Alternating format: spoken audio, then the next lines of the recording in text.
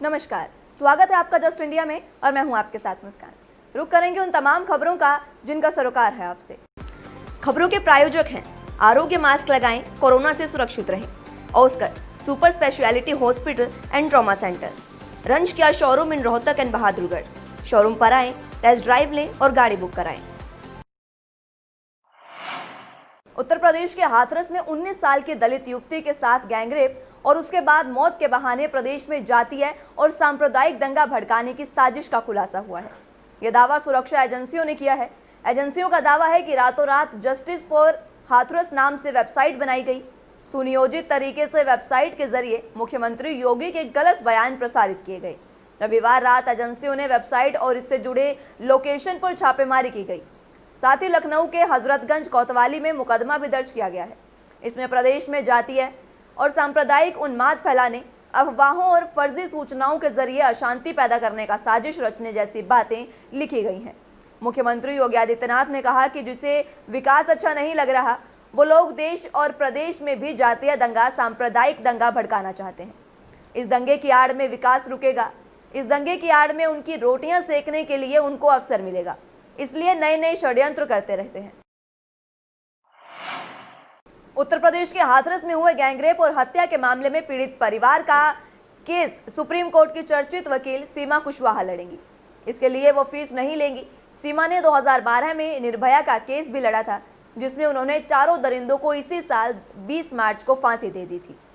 ऐसे में हाथरस के पीड़ित परिवार को भी न्याय मिलने की उम्मीद बढ़ गई है। वकील सीमा कुशवाहा ने कहा कि पीड़ित परिवार काफी डरा सहमा है। पहले बेटी को मार दिया गया, फिर प्रशासन ने उसे जबरन जला दिया। अब जातीय गोलबंदी के कारण इलाके में दहशत है। आरोपियों का परिवार साम दाम दंड भेद अपना रहा है। सरकार ने आर्थिक मदद का ऐलान किया और अन्य चीजें दे दी गई, लेकिन मीडिया में केस बंद होते ही सरकार भूल जाती है। सीमा ने कहा कि डीजीपी और अपर मुख्य सचिव गृह के आने से परिवार में थोड़ी न्याय की उम्मीद जगी है। अभी तक प्रशासन अधिकारियों पर जो कार्रवाई की गई है वो महज दिखावा है। वर्मा कमेटी की सिफारिशों के अनुसार अधिकारियों पर कार्रवाई करना चाहिए। उन्होंने कहा कि परिवार ने मुझे अनुमति दी है। उन्होंने वकालतनामे पर हस्ताक्षर भी कर दिए हैं। उत्तर प्रदेश के हाथरस जिले में गैंगरेप का शिकार हुई 19 साल की दलित युवती और उसके बाद उसकी मौत के मामले को लेकर सियासत जारी है। इसी बीच पुलिस ने भीमार्मी के अध्यक्ष चंद्रशेखर रावण समेत 500 अज्ञात पर सासनी कोतवाली में केस दर्ज किया है। वहीं चंदपा थाने में सपा और राष्ट्रीय लोकदल कार्यकर्ताओं पर केस दर्ज किया गया है। रविवार को सपा, रालोद और भीम आर्मी के प्रमुख चंद्रशेखर धारा 144 लागू होने के बाद भी भीड़ लेकर पीड़ित से मिलने पहुंचे थे। रास्ते में रोके जाने पर बैरियर को क्षतिग्रस्त किया गया। पुलिस कर्मियों के साथ धक्का मुक्की भी की गई। पथराव के दौरान सीओ सर्किट एटा देवानंद समेत कई पुलिसकर्मी घायल भी हुए थे। पुलिस ने लाठीचार्ज कर स्थिति को संभाला था। पुलिस ने आरोपियों पर 147, 148, 323, 504, 332, 353, 427, 188 और आपराधिक कानून संशोधन अधिनियम 1932 के तहत 7 धाराओं में केस दर्ज किया है। हाथरस में जयंत चौधरी पर हुए लाठीचार्ज से खफा रालोद के कार्यकर्ताओं ने बुलंदशहर में सीएम योगी आदित्यनाथ का पुतला फूंका। आम चौराहे पर पुलिस के मुस्तैदी के बाद रालोद कार्यकर्ताओं ने सीएम का पुतला फूंका। योगी सरकार की मनमानी के खिलाफ धरने पर बैठे कार्यकर्ताओं ने सरकार के विरोध में नारेबाजी भी की। वहीं इस दौरान पुलिस और कार्यकर्ताओं के बीच छीना-झपटी भी हुई। बता दें कि हाथरस कांड में पीड़ित परिवार से मिलने गए जयंत चौधरी पर हुए लाठीचार्ज से रालोद कार्यकर्ताओं में रोष है। क्या विरोध प्रदर्शन? हमने प्रदेश के मुख्यमंत्री योगी आदित्यनाथ का पुतला फूंका है। हमारे किसानों के नेता, हमारे राष्ट्रीय उपाध्यक्ष माननीय जयंत चौधरी का जो अपमान हुआ है, पूरे पश्चिम उत्तर प्रदेश में यदि हमें सड़कों पर रहना पड़ेगा तो हम सड़कों पर रहेंगे। हम चाहे जेल चले जाए, हम इस आंदोलन को खत्म नहीं होने देंगे। माननीय बदला लेंगे, बदला जयंत चौधरी के अपमान का बदला लेंगे, बदला। वहाँ के डीएम को, वहाँ के कप्तान को तत्काल तरीके से सस्पेंड किया जाए, उसकी हम मांग करते हैं।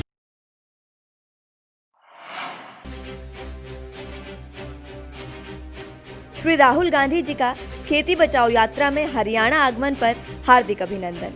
निवेदक योगेंद्र नाथ मल्होत्रा, वरिष्ठ कांग्रेस नेता, रोहतक।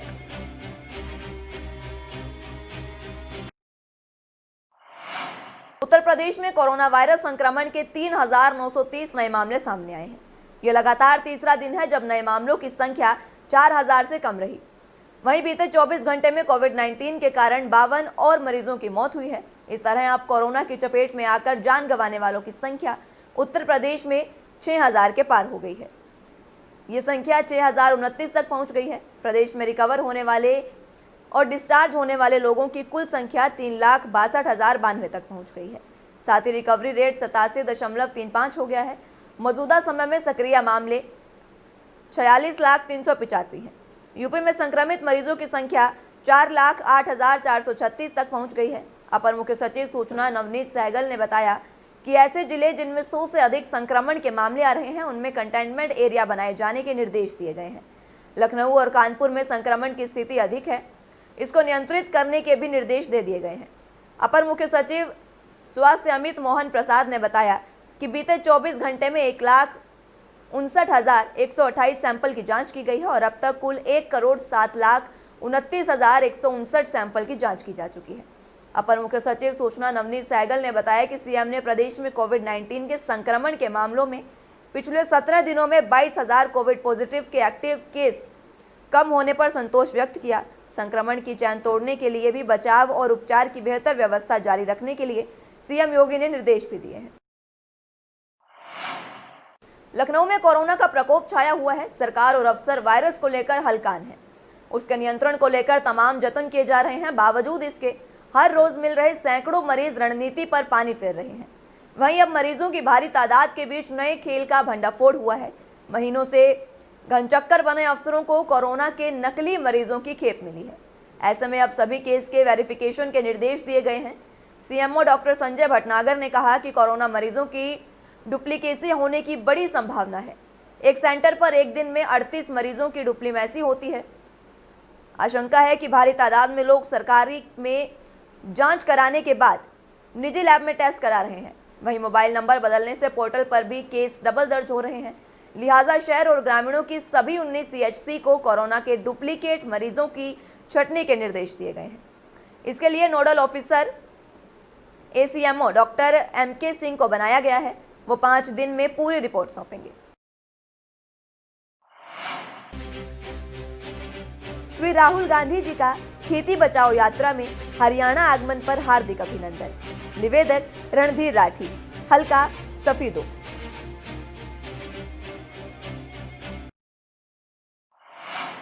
पीलीभीत के पूरनपुर तहसील में पिछले 1 महीने से अवैध खनन जोरों पर है। खनन माफियाओं के हौसले इतने बुलंद हो गए हैं कि दिन दहाड़े खनन करते हैं और ट्रैक्टर ट्रॉली पुलिस क्षेत्राधिकारी पूरनपुर के ऑफिस के सामने से गुजरती है, लेकिन पुलिस प्रशासन कुछ भी कार्रवाई इस पर नहीं कर रहा, जिसके चलते उनके हौसले लगातार बुलंद होते जा रहे हैं। पूरनपुर तहसील के गांव राजीव नगर में पूर्व में खेत से अवैध खनन किया गया और अब अवैध खनन माफियाओं की ओर से उदयपुर कुंडे के पास अवैध खनन किया जा रहा है। यूपी के जालौन में सब्जी मंडी की 2 दुकानों में आग लगने का मामला सामने आया, जिसमें दुकान में रखा करीब 50,000 का सामान जलकर राख हो गया। आग लगने के कारणों का फिलहाल अभी खुलासा नहीं हो पाया है। दुकानदार साबरा बेगम ने बताया कि लॉकडाउन के चलते वो वैसे ही गरीबी की हालत से जूझ रही थी और जैसे तैसे उन्होंने दूसरों से कर्ज लेकर दुकान में सामान भरा था और उसमें आग लग गई है। अब दूसरों का पैसा कैसे अदा करेंगे, ये चिंता उन्हें सता रही है। तो वहीं दूसरी ओर दुकानदार रिजवान ने बताया कि आग लगने के कारणों का पता नहीं चल पाया, लेकिन उसके दुकान में रखा 25 से 30,000 का सामान जलकर राख हो गया है। दोनों दुकानों में लगभग 50,000 रुपए का सामान जलकर राख हो जाने की संभावना है। आग लगने की सूचना पर फायर ब्रिगेड और पुलिस मौके पर पहुंचे और स्थानीय लोगों के सहयोग से समय रहते आग पर काबू पाया गया। सो रहे थे, फिर आए हम लोग। वैसे तैसे लॉकडाउन के हम लोग पैसा दे लेते हैं, खान पीन के परेशान और जैसे तैसे दूसरों से पैसा मांगा, उधार पुधार लगाई तो अच्छी होगी। हम लोग कहाँ से पैसा चुकाएंगे, कहाँ से क्या करेंगे, परेशान। कम से कम आलू है, प्याज है, उल्टे सीधे करके किसी से पैसा मांगा, लिया दिया, दुकान लगाई तो अच्छी होगी। यूपी के जालौन जिले में बोलेरो और बाइक की जोरदार टक्कर का मामला सामने आया। यह हादसा कोंच कोतवाली क्षेत्र के ग्राम पनियारा और भदारी के बीच हुआ। हादसे में बाइक सवार 2 युवकों की मौत हो गई है। सूचना मिलते ही पुलिस बल के साथ कोतवाल इमरान खान मौके पर पहुंचे और दोनों शवों को कोंच सीएचसी लाया गया। दोनों बाइक सवार आपस में चचेरे भाई थे। सूचना मिलने पर दोनों ही परिवारों में कोहराम मच गया। पुलिस ने बताया कि बाइक चलाने वाले युवक ने हेलमेट लगाया था, लेकिन टक्कर इतनी जोरदार थी कि हेलमेट भी टूट गया। दोनों वाहन बुरी तरह से क्षतिग्रस्त हो गए हैं। बाइक सवार दोनों युवकों की मौके पर ही मौत हो गई।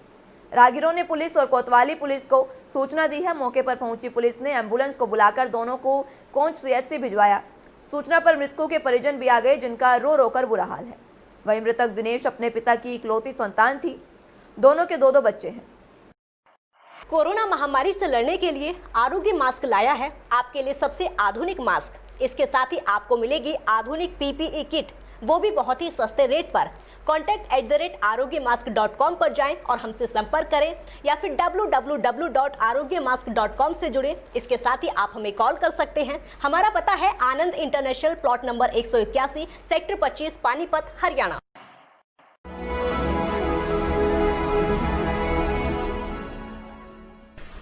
चाचा, आपने नया घर बनवाया है तो घर की छत पर कौन सी शीट लगवाई है? बेटा, मैंने अपने घर की छत पर एशियन शीट लगवाई है, क्योंकि वो कभी न मिटने वाले ओरिजिनल निशान की चादरें हैं। साथ में ISI का चिन्ह, 5 साल की वारंटी के साथ साथ पैसों का सही मूल्य देने वाली वही इकलौती शीट्स हैं। क्योंकि नाम नहीं, पहचान जरूरी है। फिलहाल के लिए इतना ही। जुड़े रहिए जस्ट इंडिया के साथ। नमस्कार।